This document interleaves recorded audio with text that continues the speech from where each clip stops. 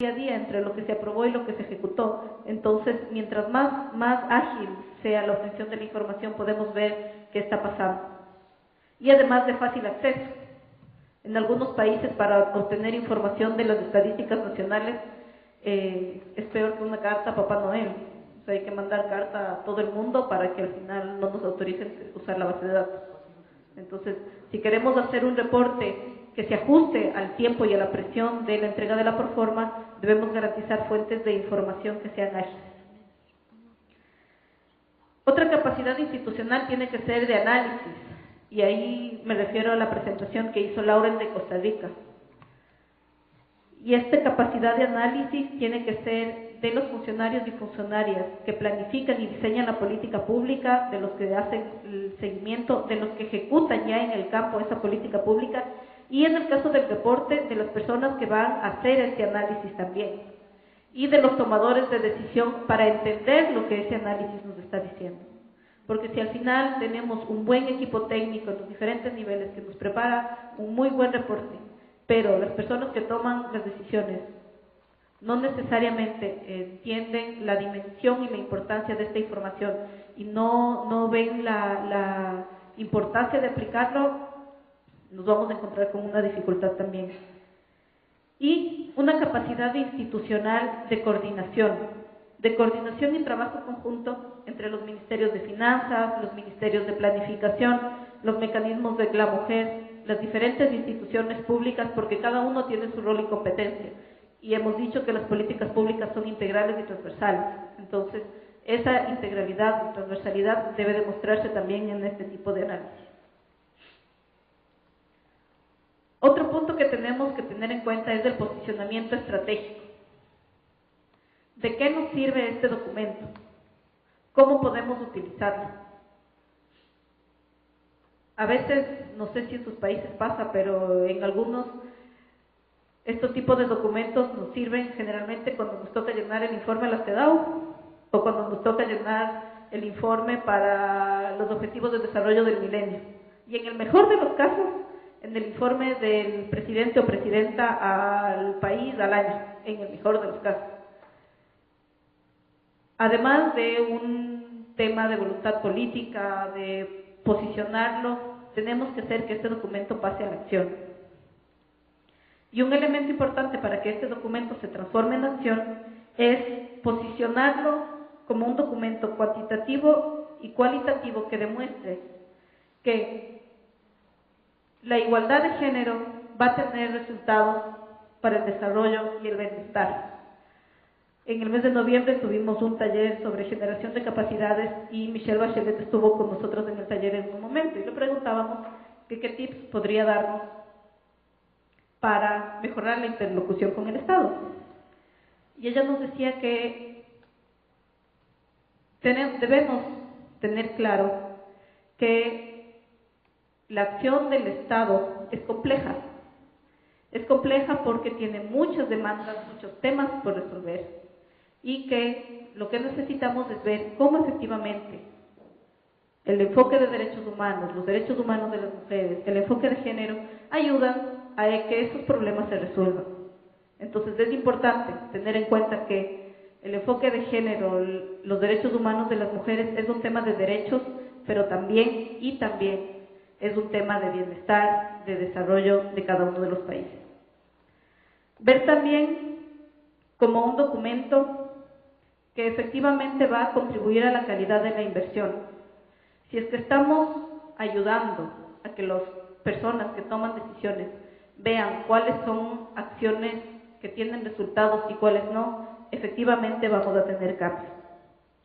Y además nos va a ayudar a ser un insumo para el diálogo entre el Ejecutivo, el Legislativo y la sociedad civil para una atención adecuada de las brechas de género. Frente a esto, plantearnos y preguntarnos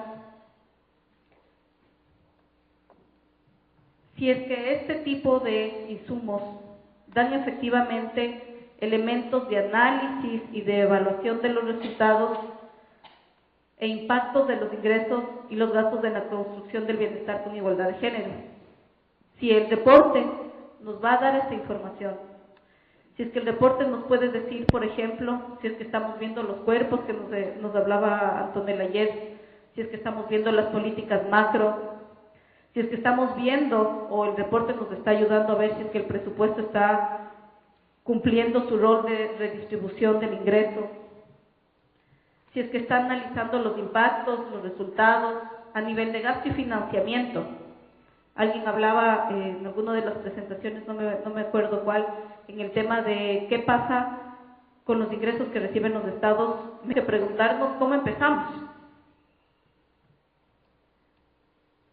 Si es que podemos tener una política integral, si es que tenemos una agenda, si es que tenemos un plan.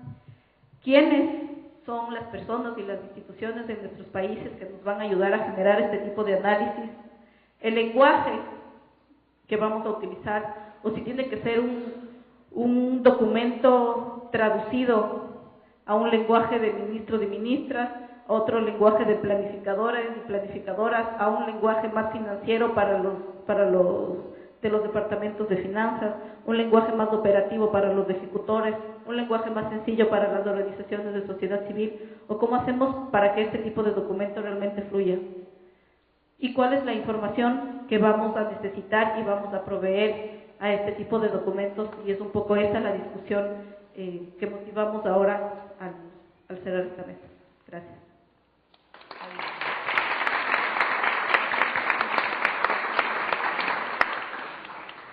Bueno, no sé si ahora pasamos a comentarios, preguntas, inquietudes.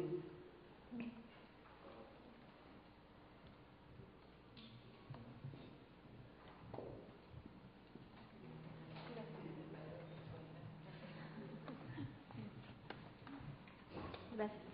Yo quiero hacer un comentario rápidamente. Beatriz Santamaría de la Ciudad de México, porque me parece muy importante el tema que está abordando la mesa, justo porque yo creo que ese es como el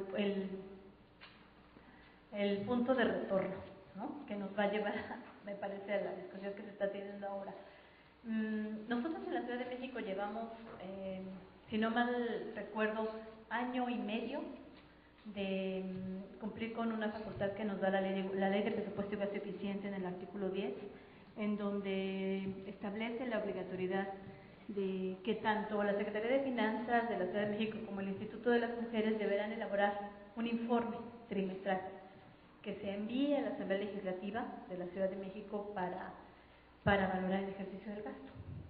Entonces, esta facultad para elaborar este informe generó también mucho trabajo al interior tanto de la Secretaría de Finanzas y del Instituto, y se aplican de manera cotidiana, lo digo rápidamente, un conjunto de instrumentos que por lo menos tratan de registrar si el resultado se cumplió, si el servicio se cedió, si qué fue el producto concreto que se generó a partir de nuestro primer instrumento de marco de política pública, que es el instrumento, digamos, central en donde se diseña el presupuesto. Entonces tiene, digamos, como si su continuidad en un conjunto de 5 formatos que tratan de reflejar si el resultado se cumplió con el producto, siguiendo la lógica del enfoque de género, también el avance del indicador, incluso la variación programático presupuestal, ¿no?, de lo programado, de lo ejercido, etcétera. Incluso uno de los formatos trata de medir el avance programático presupuestal de la variación ya al nivel de las actividades institucionales que están reflejadas en nuestra estructura programática. Lo digo muy rápido porque a lo que quiero llegar es que a un año, digamos, haciendo una valoración, a un año y medio de hacer estos reportes, por supuesto se cumplen, es una verdadera locura porque el instituto al Instituto de las Mujeres le llegan los informes de 108 unidades responsables del gasto, así como también le llegan a la Secretaría de Finanzas los mismos informes. Entonces implica realmente para el instituto implicado, bueno, el área de género, de transversalidad de género del instituto tiene 5 personas, y es una de las áreas que están a mi cargo. Entonces 5 personas, o sea, no es suficiente, es decir, a lo que voy es que crecieron las facultades, pueden crecer las facultades de las áreas en términos de la responsabilidad para un trabajo metodológico de esta naturaleza, y a veces efectivamente no hay capacidades instaladas para generar todo este tipo de trabajo. Yo de repente pensamos, porque por supuesto Finanzas hace lo propio en el área, hace ese análisis con los mismos digamos, informes, lo que hace el instituto es enviar, ¿no?, esta lectura que hace de los propios informes desde la perspectiva de género con el objetivo de hacer recomendaciones muy puntuales para saber si la Secretaría de Medio Ambiente, si la PGJ, si la Secretaría de Seguridad Pública efectivamente, primero, están cumpliendo con el ejercicio de su presupuesto, pero además si tiene pertinencia y calidad de género. Entonces, sí lo comparto, quería compartir porque creo que eso genera, mueve a toda la institución, movió mucho al instituto, era como para crear otra área, es como para crear otra área. Nosotros le dijimos a la directora, necesitamos crear una oficina especial para el manejo del presupuesto de género, solo para eso, para hacer el reporte, para hacer el informe, cada 3 meses. O sea, cada 3 meses tiene que llegar a la asamblea. Pero bueno, es lógica de los programas generales de igualdad. Por ejemplo, en el caso de la Ciudad de México, la ley nos mandata la realización de un sistema informático, un software tal cual, que dé seguimiento a la implementación del Programa General de Igualdad. Entonces, nosotras creamos en 2009 ese sistema de seguimiento para el Programa General de Igualdad, un software.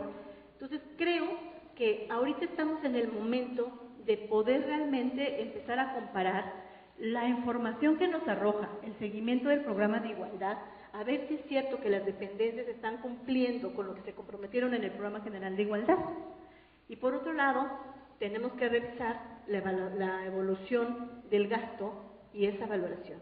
Pero ese análisis, me parece, de pertinencia de género y de verdaderamente saber si se está cumpliendo, no solo te lo puede arrojar la elaboración del informe, tiene que ir a la par de medir si por el otro lado toda la estructura, digamos, toda la administración pública, el conjunto de las instituciones están cumpliendo con ese plan. Y lo otro es que se va la bolita a los órganos legislativos, porque en el caso de México, de la Ciudad de México, nuestro informe lo tiene que recibir la Asamblea Legislativa, en particular por ley la Comisión de Equidad y Género y también la Secretaría de Finanzas. Pero créanme, bueno, digo, salvo que Carmen en Finanzas haya recibido algún documento en particular, es día hoy, después de año y medio, que la Asamblea Legislativa no nos ha hecho ni una sola recomendación, por lo menos escrita o por oficio.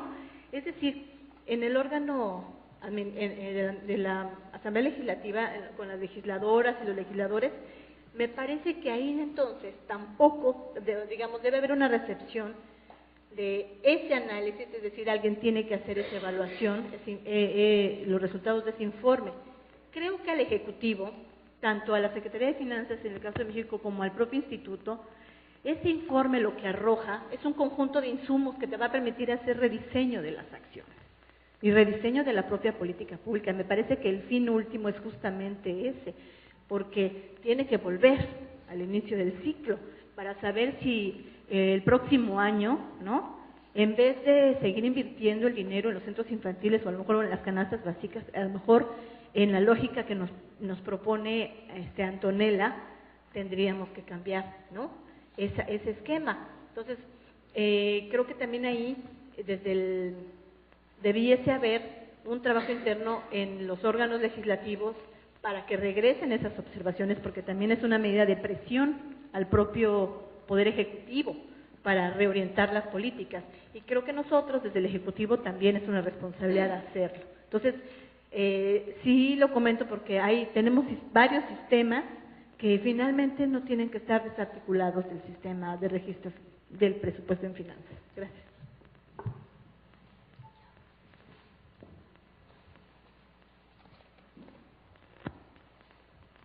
Yo tengo como una hipótesis que tiene que ver con los reportes, y es parte también de la cultura que vivimos en el país. Generalmente, y es como una autocrítica, porque de vez en cuando también es bueno como criticarse un poco para mejorar.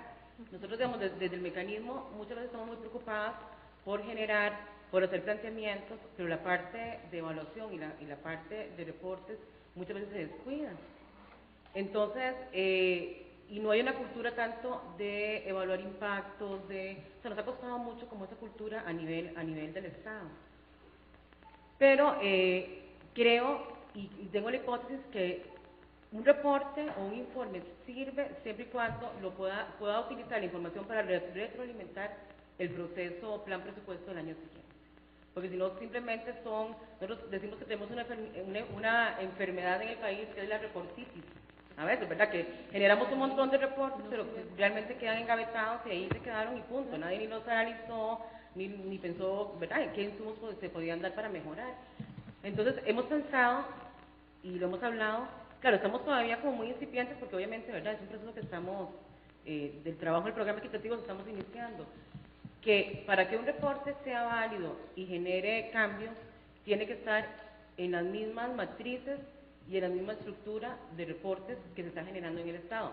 Porque además, si llegamos a pedirle a la gente, además que tiene que ser algo para poder planificar y presupuestar con enfoque de género adicional, si les pedimos también un informe adicional, como que se arma más o menos el caos, ¿verdad? Entonces, hemos pensado que tiene que ser en la misma estructura, en los mismos formatos, ¿verdad? Y como siempre, digamos, siempre lo mencionamos, es que nos preocupamos mucho por la calidad, por la eficiencia, por la eficacia, pero por la equidad, y la equidad de género no lo tomamos como un principio dentro del proceso. Entonces, es como esa tarea de empezar a crear que sea un principio del proceso presupuestario, que salga también en los reportes de evaluación, y ¿verdad?, que están al final y que sirva para retroalimentar.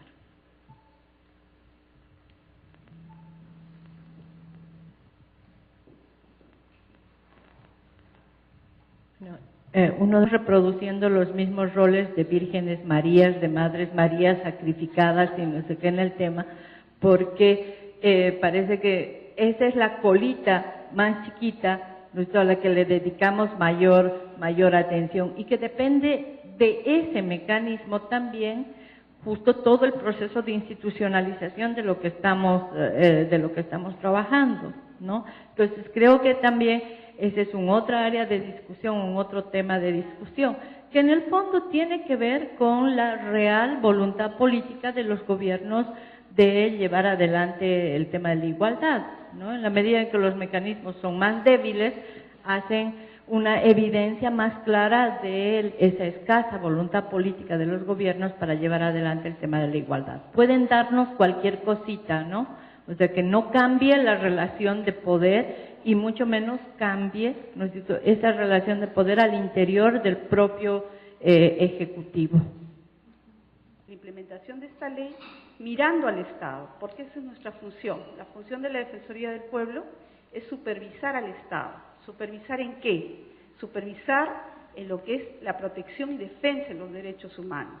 Entonces, como tenemos este mandato constitucional, eso nos permitía, de alguna manera, elaborar un sistema de seguimiento en base a indicadores.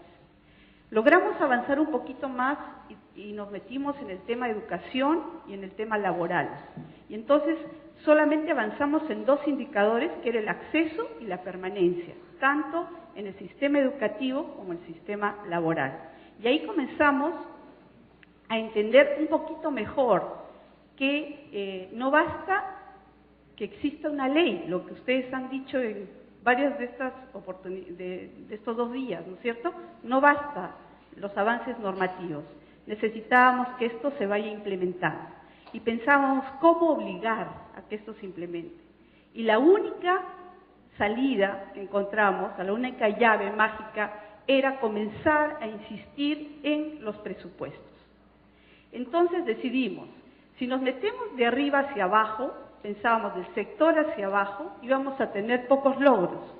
Y entonces estratégicamente nosotros dijimos, perdón por las espaldas, nosotros nos propusimos comenzar más bien de abajo hacia arriba para lograr cambios más significativos. El Perú se encuentra hoy día en el marco de descentralización y eso nos brinda ciertas ventajas. Tenemos gobiernos regionales, acaban de ser elegidos los presidentes de esos gobiernos regionales. Entonces decidimos, en este reporte lo van a encontrar, supervisar los presupuestos que esos gobiernos regionales tenían, ¿ya? Y analizar cada uno de esos presupuestos en base a lo que nosotros considerábamos importante en cuanto a las brechas de género. Entonces no nos metimos a todo, solamente logramos ver temas como violencia contra la mujer, el tema de salud materna, el tema de educación, ¿no es cierto?, y el tema laboral. 4 temas que nos parecían fundamentales. Y entonces comenzamos a ver cómo los gobiernos regionales, en base a esa ley, que es la Ley de Igualdad de Oportunidades, habían creado, algunos de ellos, no todos, son 25 gobiernos regionales. En ese momento, alrededor de 15 gobiernos regionales tenían